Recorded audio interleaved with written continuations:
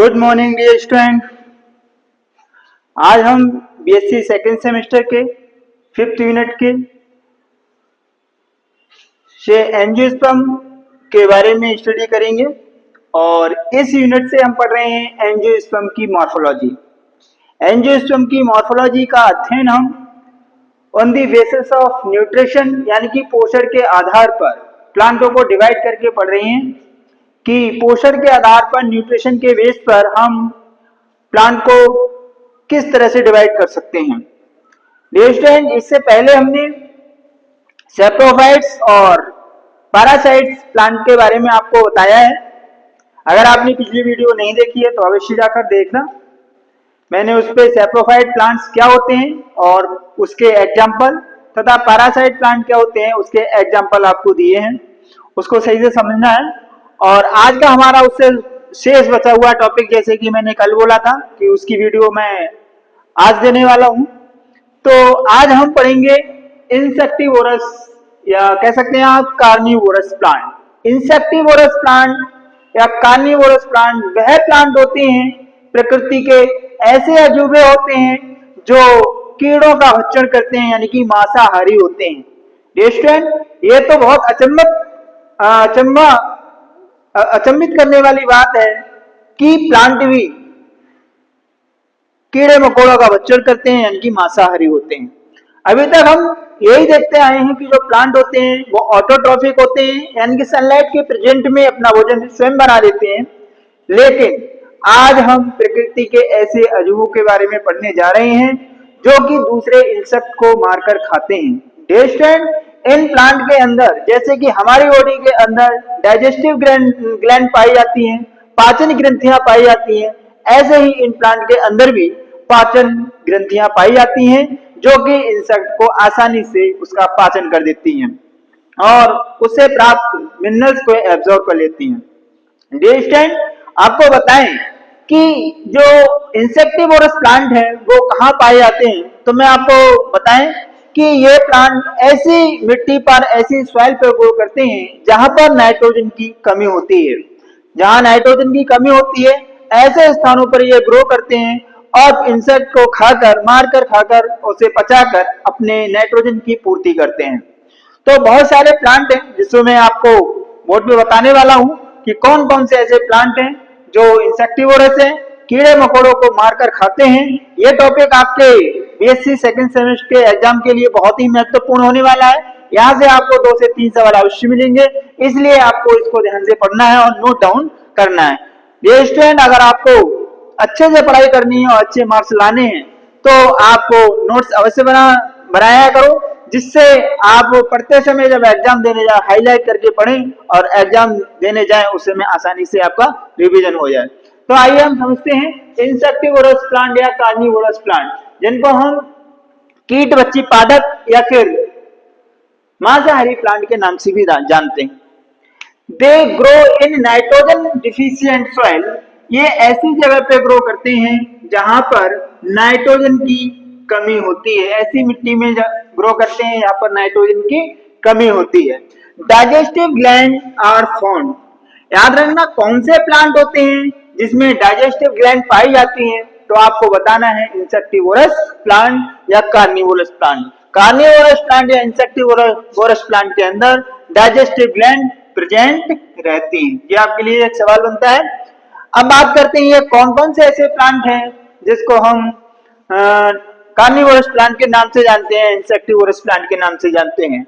तो पहला प्लांट बहुत पूछा जाता है, नेपेंथीस। इस प्लांट को हमने 6th क्लास से पढ़ते आए हैं और आज हम इसको डिटेल में फिर पढ़ते हैं। नेपेंथीस को हम पिचर प्लांट के नाम से जानते हैं। पिचर यानी कि एक तरह से घटपर्णी, घड़ा कह सकते हैं आप। घड़े के आकार का एक प्लांट होता है। प्लांट यानी लीफ की लेमिना होती है वो मॉडिफाई होकर घड़े के आकार का रूप धारण कर लेती है और इसलिए हम इसको पिचर प्लांट के नाम से या घटपर्णी के नाम से भी जानते हैं। डियर स्टूडेंट, अगला जो प्लांट है वो आपका ड्रोसेरा, जिसको हम सनड्यू के नाम से जानते हैं। इससे आपका कॉमन नेम भी पूछे जाते हैं कि पिचर प्लांट किसका कॉमन नेम है या सनड्यू किसका कॉमन नेम है। तो आपको याद रखना पड़ेगा यूट्रिक्लोरिया, बहुत ही महत्वपूर्ण प्लांट यूट्रिक्लोरिया, जिसको हम ब्लेडर वार्ड के नाम से जानते हैं।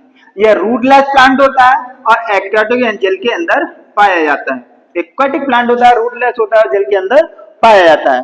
डायोनिया, डायोनिया जिसको हम वीनस फ्लाई ट्रैप के नाम से जानते हैं, और है आपका पिंग्युकुला, जिसको हम बटर बट के नाम से जानते हैं। एक आपका प्लांट है सारासीनिया, जिसको डेविल्स फूट के नाम से जाना जाता है, और एल्ड्रोवेंडा, जिसको बटरफ्लाई ट्रैप के नाम से जाना जाता है। ये आपके महत्वपूर्ण प्लांट हैं जो कि मैंने इंसेक्टिवोरस प्लांट के नाम बताए हैं, ये आपके लिए बहुत महत्वपूर्ण है। अब हम बताते हैं कि नेपेंथिस को थोड़ा डिटेल में समझ लेते हैं, किस तरह से ये मॉडिफाई हुआ है और किस तरह से इसने अपने लीफ को घड़े के रूप में परिवर्तित किया है।